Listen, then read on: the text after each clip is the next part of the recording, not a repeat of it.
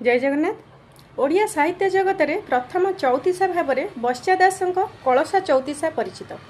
रचयिता केउं समय रे जन्म ताहा ठीक भाव में प्रमाणित होइना। तेबे सारला दास तांकर महाभारत रे कलसा नाम को उल्लेख करिथिबारु बस्या दासों को सारलांक पूर्ववर्ती कवि बोली कहा जायछि। 1932 ख्रीष्टाब्द गवेषक अध्यापक आर्तवल्लभ महांती प्राचीन गद्य पद्यादर्श पुस्तकर संकलन करी तहिरे प्राचीनतम ओडिया साहित्यर नमूना स्वरूप कलसा चौतीसा को प्रकाश करथिले।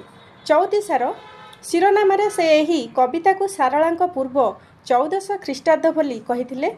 क ठारू क्ष पर्यंत 34 कोटी व्यंजन वर्ण को मूल रखी जो रचना लेखा जाए ताहा चौतीसा नाम नामित।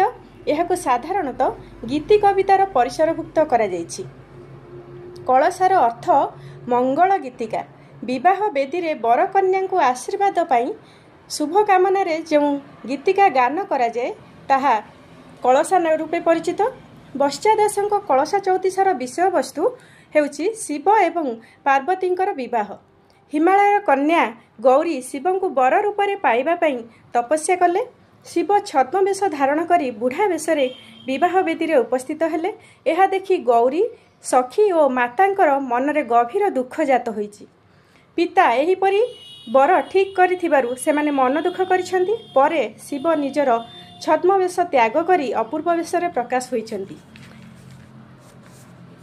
तो आसंतु पाठ करिबा सेही कलसा चौतीसा।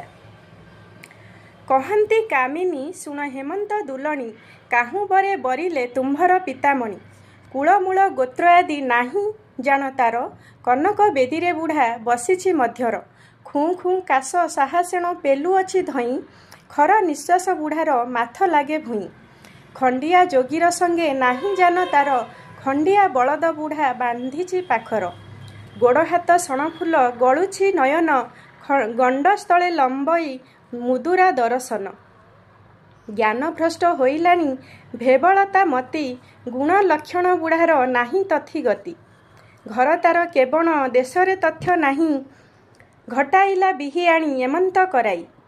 घट घट होई नाल बहई तुंडर घन जटा लोचा एक बांधिछि मुंडर। न चिन्हई मनुष्य से न देखे नयन निकटे देखिले न शुणे ताबेनी कर्ण। नख मुख चक्षुस्थान पशिला भीतर नुआ खणी खणा प्राय दिशुछि उदर।